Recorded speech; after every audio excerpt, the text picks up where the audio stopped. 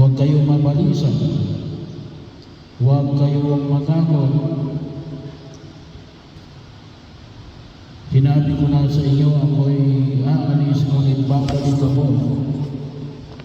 Kung iniibig ninyo ako, ikagagalang ninyo ang pagpunta ko sa Ama. Sabagat dakila ang Ama kaysa akin. Sinabi ko na ito sa inyo bago pa mangyari, upang kung mangyari na, kayo'y manalig sa akin. Hindi na ako pakakahaba ng pagkasalita sa inyo, sabat dumarating na ang pinuno ng sanlibutan ito.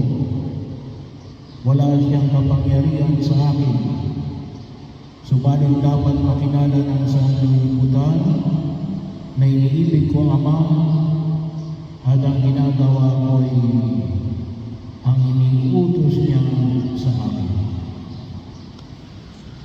Ang mabuting balita ng Panginoon.